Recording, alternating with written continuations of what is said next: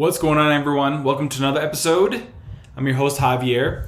And so today's podcast, if you can hear in the background kids yelling, it's my children. They're going to bed. And if you have young kids, my kids are 9 and almost 7. If you have young kids, you kind of know this. This is routine. They kind of get crazy right before bedtime. So anyways, with that said, don't mind the background. So apologies ahead of time, but not really, because that's the life of working from home and the life of having a family and all that fun stuff. So this next episode is something that it drives me nuts and up the wall to see all the time. And I'm not saying this in a like jealous way by any means. I just think of it as like it's inefficient, or people get categorized to cover like several things and they truly shouldn't, so here is so I'm going to give a disclaimer before I dive into this.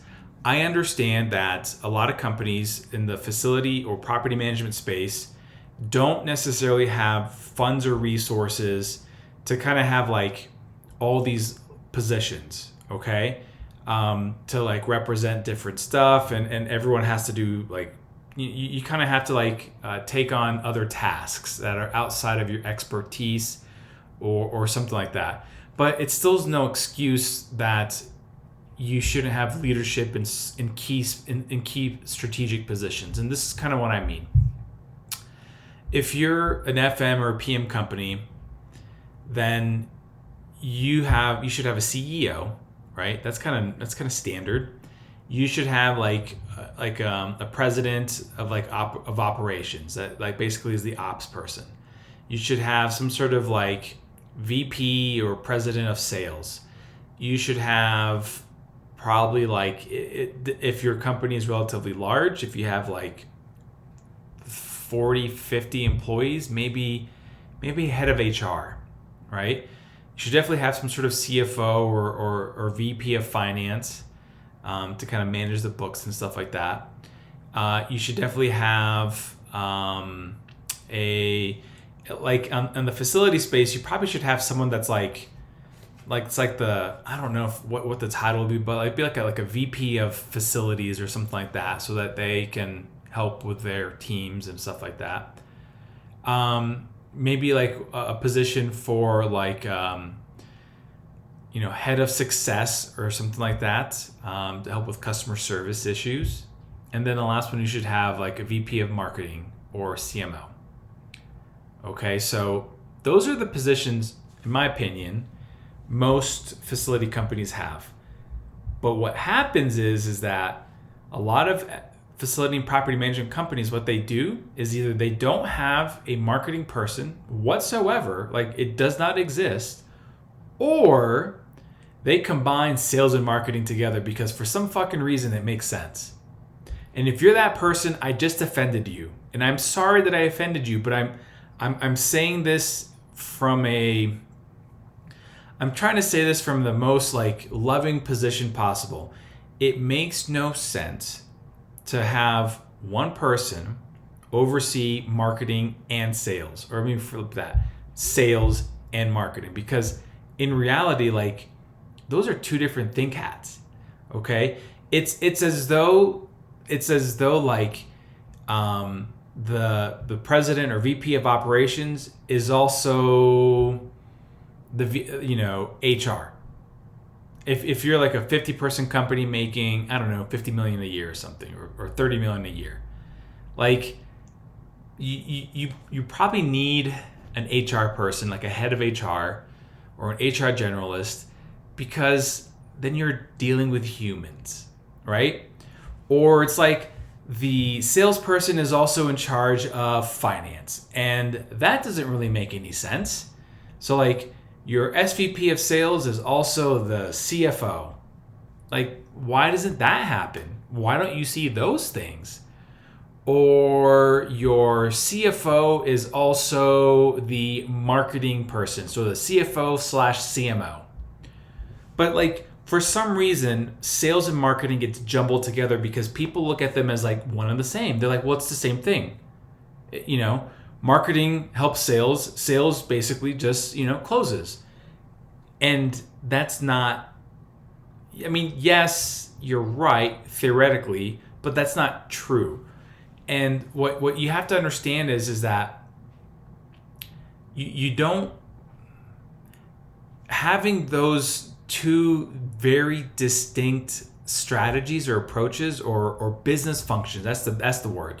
Those two distinct business functions, they should not be together.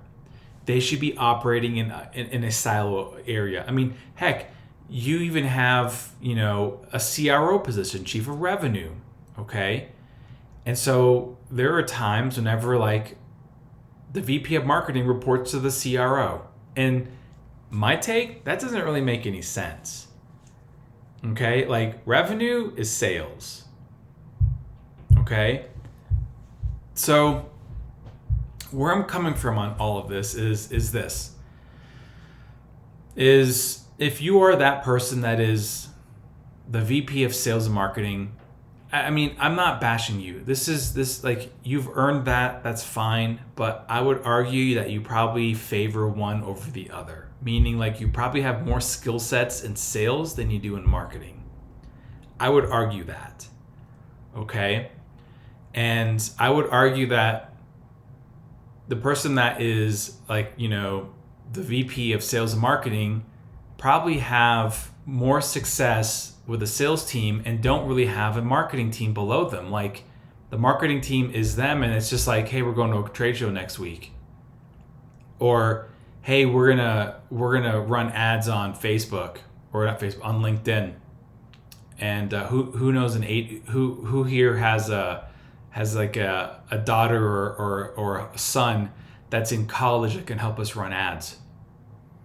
Or like who here has posted on LinkedIn a few times that can help us create a social media strategy? And it's just kind of like, hey, I heard Sally's daughter basically posts a lot of stuff on Twitter. We should talk to Sally to see if her daughter would be interested in being our marketing manager or our social media manager. Like that is what that is what is becoming right now in this space, okay? Where like marketing is the redheaded stepchild and is not looked at as like a true business function, okay? And that is not fair. Marketing is a business function. It should be a business function. And quite frankly, like it should be its own position. So I'm going to give you 3 reasons why sales leaders shouldn't also lead marketing initiatives, okay? So before I dive into those 3 reasons, I'm gonna actually, I'm gonna save that story to the end, okay? So stick around because I got a really interesting story about a conversation I had with the sales team this morning, all right? Very interesting, and got very high opinions about this, but whatever. All right, so number 1 is the strategy. The strategies for both are going to be very different. So the strategy. And so for sales, their strategy really is about closing leads. And now I know that there's more strategy behind that sales process. Like I get that. Like there's discovery, and then there is like setting up appointments and follow-ups, and then figuring out what the gaps are and seeing how your product or service can actually fill those gaps. And then and then talking about like how this will be implemented if you have some sort of SaaS product. Like I understand that, but ultimately the strategy is to close leads. Leads come in, you close them. Or you have an SDR team that is essentially kind of building opportunities from these cold leads, and not cold leads, but I mean they're warm-ish leads. These leads that are coming inbound, the SDR team is working them, and then they qualify them. They send them into the next level, which is going to go to the AE team, and then the senior AE or the AE person is going to then start closing that, do demos, etc. And they do that. So there are several levels of that, and then you have like a BDR team that's going to be doing outbound reach outs, doing a lot of LinkedIn outreaches and DMs and cold emailing and cold calling. Like it's all about closing leads. It's all about closing sales. Like that's the strategy for sales, is just make more money, right? Like in a nutshell, that is sales. All right. You've got your outbound team, which is typically your BDRs. You've got your inbound team. If you have an influx, it's your SDRs. You've got your AE teams that are taking on the bigger accounts. That's it, right? Now, marketing is a little different though. Marketing doesn't focus on like inbound, outbound. Like I know there's different strategies of what they do to work on inbound stuff to create that and work on outbound stuff to create that. Like I know that because like I implement those things. But really marketing, their primary focus is generating more pipeline and influencing revenue. That's pretty much it. If you listen to some of my previous podcasts, you would know this. Their big things is like marketing is influenced by, is basically generating more pipeline. So how are we doing this? We're running ads. We're running ads that is, capturing demand, sending them to a landing page that makes people interested. They submit some contact information. Then the sales team, the SDR team would then call them, qualify them, and either book them for like a demo or whatever it is. And then the AE team would then close that. It's kind of the sales process, right? So it's just essentially like generating pipeline, or maybe like marketing is like hosting a podcast and they start interviewing a bunch of guests, and then people start coming inbound to this because they're listening to the podcast, or they're engaging with a bunch of social content. Like that's inbound stuff. And then again, SDR takes the calls, they listen to it, they field it, and then they deal with it. That's your marketing. All right, that's pipeline. That's how marketing works on that. Like I can tell you right now, like sales doesn't think like that. If sales was told, hey, I want you to go fill the pipeline, they'd be like, wait, what? I need to go close. Like there's this dude that I need to go call and close them. Like that is their mentality. That's their thought process. It's literally hunters and gatherers. And so I'm not saying that marketers are gatherers. I'm not implying that. They're just two different things. There's two different functions. And so, the other part about this whole, strategy approach that marketing also focuses on is they influence revenue. And I mentioned that. And so influencing revenue is like lead comes in. So the lead came in how? Because of an ad? Great. That ad was created by marketing? Excellent. The creative was made by marketing? Probably. The ad, the sales copy by marketing? Yep. The landing page by marketing? Definitely. And then the auto email that goes out and the series that go out? Yep. The call tasks? Yep. The CRMs that are all kind of, functioning together, and the auto emails and the auto SMSs? All marketing. They all influence revenue. Do you see what's going on here? If I told a salesperson that, hey, your job is not only to start generating your own pipeline, meaning like you need to find your own leads, but by the way, you also need to email them, all of them. And then you have to set up your own SMSs, and you're going to manage it all on Excel. That's how some people think, and like that's not right. Like the sales unicorn does not exist. The marketing unicorn does not exist. You know what I'm saying? So what I want to make very, very clear is that these are two very different functions. Like the strategy and the approach are very different. And so having a VP of sales and marketing overseeing this right here is just crazy. Okay, so I'm not calling you out if you are that VP of sales and marketing. I'm not trying to like make you mad at me. I'm literally pointing out the sheer facts. I can tell you right now that like, our SVP of revenue at Ratmate, he's an amazing salesperson. He is like, I know that if I bring him some key accounts and conversations that he can start talking to, he can work them and close them. Like I know that. And I know that if I start generating, high quality leads through our lead gen strategy, I know that our director of sales is going to train up our AE team to start closing those leads accordingly. So where I'm coming from is like, why would I want to take on that as well too? Why would I want to take on, a sales team of 5 right now, also key accounts and the marketing strategy? It makes no sense whatsoever. Because if it's truly done correctly, marketing is supporting sales with creating inbound lead generation, creating demand generation such as like content for blogs, for podcasts, for social media, like all that stuff, Okay, creating nurturing, campaigns to like nurture leads accordingly, and like they're doing all these functions. And like, how the hell is a sales leader, and I'm sorry, how the hell is a sales and marketing leader supposed to implement all those moving pieces? You can't. And so it's not right that a lot of these companies in the facility and property management space have one person overseeing two departments. That's literally like saying, hey, Sally, CFO, you're also going to be looking over HR. You're going to be the head of HR too. Or, hey, Billy, head of HR, you're also in charge of marketing because you understand humans. That makes no sense. And so marketing is a function, is a business function. It's a strategy. It's an approach, no different from operations, finance, human resources, sales. It is no different. Okay? All right. Number 2 on why sales leaders shouldn't also lead marketing initiatives is that the mindsets are different. Okay? So sales needs to set up the discovery call. I already talked about this, and learn about the customer. So like, lead comes in, and so if it's a key account, if it's a strategic account, then typically it's going to be your mid-market or senior AE or someone a little bit higher.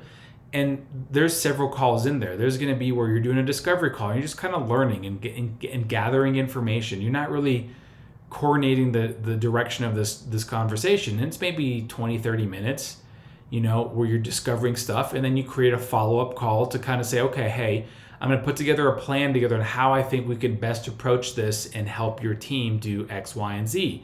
And so the salesperson then does all that. If that salesperson has some sort of SaaS platform or CMS that they're selling, then they bring in probably someone that is going to be knowledgeable in that product after they've done all this discovery, so they can demo the product a little bit.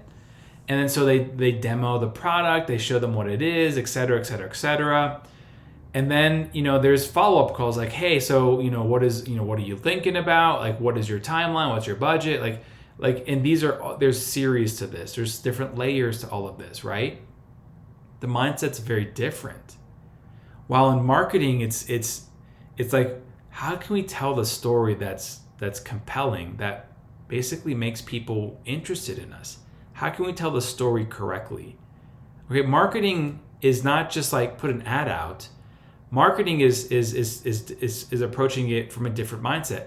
How can we tell how can we not tell the problems, but how can we agitate the problems that our future customers are going through? How do we agitate it? Like, what are the things that our current customers come to us and do business with us, and what problems are they facing all the time? Marketing is looking at things from a different lens, trying to tell the story correctly, trying to agitate the problems really hard, trying to build a case on why their life is miserable without XYZ solution. Okay? Trying to influence leads to take action. Trying to create urgency when they're reading this information. Trying to capture demand where you're putting out so much valuable content and you're doing all this really great stuff that people are like, hey, I'm interested. What do I do to have someone call me? Like, that's a different mindset than a salesperson. Okay? And so, like, those two strategies don't jive together. Now, the thing is that, like, telling the story, agitating the problem, influencing leads, that helps leads come into the bottom of the funnel, and then sales then starts setting up the discovery, and then like the demo and all these other things. Do you see what I'm saying now? Two different mindsets, completely different approach to this. Okay, so this is why sales should not be leading marketing. Like, if it's done properly, like, these two things don't work together. It's like literally water and oil. Okay, like, I'm not saying that they'll never work together. What I'm implying is that the strategies don't make any sense. The mindsets don't make any sense, all right? And here's the last one, is the audience. Okay? The audience is on how you speak to your audience is different. So marketing is typically going to be sales at scale. I'm going to say that again. Marketing is typically sales at scale. If you're really good at copywriting, you're not just selling to one person, you're selling to multiple people. So if you're a great copywriter and you have a website and it's converting leads, then guess what? Your copywriting is converting those leads to increase and do better. Interesting, right? And so what about your emails? Like if you write great emails that are compelling and they get people to pick up the phone and call your sales team, it's a pretty good copywriter.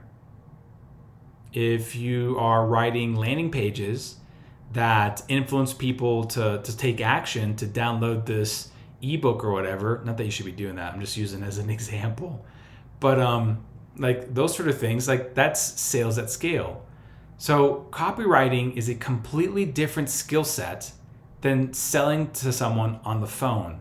Selling is a one-to-one or one-to-few. That's what it is. It's typically just like me and you talking on the phone and you trying to pitch me on whatever service you're going to try to offer me.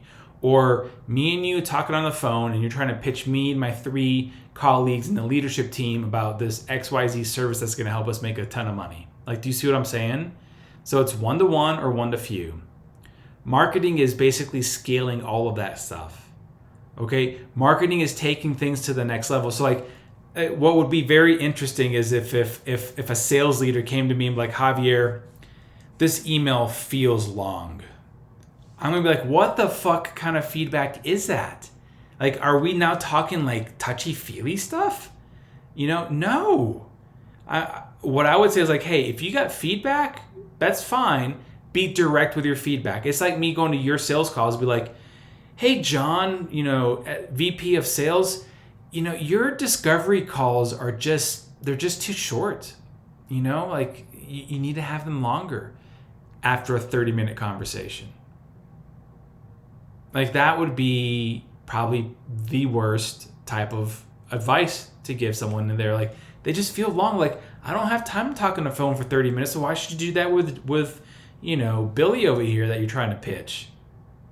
And that VP of sales is going to be looking at me like, hey, go back to your desk and like make up stuff. You see what I'm saying? So what I want to point out is that the audience and how you talk to the audience is very different. Marketing is talking to a broader audience, not broader as in demographic, to more people. So when we write sales copy as a marketer, we write to John because we know that John is our most ideal customer. So he's our ICP, ideal customer profile. Okay, we write to John, but we know there's like 10,000 more Johns like him or her that have the same kind of problems that we're agitating in the copy, that can actually resonate with the story that I'm telling them, that makes them want to be like, wow, they get me. That, like makes them kind of start thinking like, man, these benefits are kind of phenomenal. And then they take action. That is like a skill set that is very hard to replicate and duplicate. And it's very hard to coach from a salesperson's perspective. Okay? But sales, they're great on one-to-one. They can tell stories like nobody's business. And that's great. You're like, well, Javier, they're both telling stories. The approaches are different. It doesn't matter. Okay? Don't believe me? Think about it like this. Why is radio declining? Radio is declining year over year over year. Why? Because people are consuming the content more via video. TV is declining. Why? Because it's not on demand as much. So now there's like apps out there where you can just listen to whatever you want, exactly what you want. Like a podcast, my podcast, for instance, listen to whatever I want. Audiences are different. So you can't tell me that how you do a strategy for radio is going to be the same strategy for YouTube. It's not. Two different audiences. The method of how you communicate is two different things. Like, yes, you're talking to somebody, but you're not really using the same approach. So sales and marketing on how they talk to the audience is not the same. The demographic of people that listen to the radio are probably a little bit older. The demographic for people that watch a lot of video are probably a little bit younger. Audiences are different. So that's it. Those are the three reasons. The strategy, meaning that their marketing strategy is more about generating pipeline and influencing revenue. Sales strategy is closing leads. The mindset. Sales is basically trying to create discovery calls and learn about the customers and all this other stuff. While marketing is trying to tell a story, agitate the problem, influence leads to take action. And then the final part is the audience. Marketing is just sales at scale. But sales is great at one-to-one and one-to-few. So if you are in a VP of sales and marketing position or president of sales and marketing position, if you oversee both of those departments, I would argue that you should probably talk to the CEO and say, hey, listen, I think it's probably best that we bring in an expert in the marketing field to take over marketing correctly because I'm not doing it service. Okay? Because I can tell you right now, I've got a sales background. I was actually one of the top salespeople in my company at one point. I sold several millions of dollars running my own company. I know how to sell. Okay, like this podcast is growing on a weekly basis, not because I'm lucky, it's because I know how to pitch it. Okay, I sell a lot of stuff, but here's the thing. I don't oversee sales and I don't want to. I oversee marketing and that's what I want to see. That's what I want to do. And that's kind of what I'm trying to get to. So my take is this. If you're a person that oversees both departments, you might want to consider stepping down from one and bringing in someone else that's going to help do the marketing, what it should be doing. Okay? And this is not, saying that you're not capable. It's just, it's not fair. It's not fair that you're in charge of two very distinct approaches on how to do business that have two different functions, completely different functions, and you cannot put them together. They cannot be together. They work together great whenever they're used like salt and pepper. Okay, a little bit of salt, a little bit of pepper gives a great flavor. It makes the steak great. Too much salt, can't take it. Too much pepper, way too spicy. You see what I'm saying?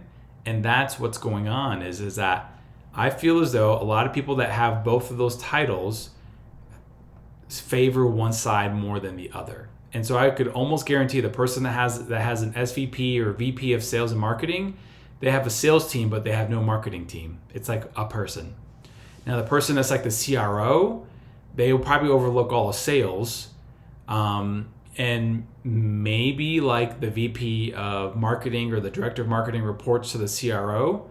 But even then, I would argue that that's kind of, I don't know if that's the best approach. My take is, I know I'm biased, but my take truly is that marketing should be reporting directly to the CEO, period. That's it. And if you're like, that's crazy, Javier, it's not. It's a business function. It's no different from finance. Why does finance not report to the CRO?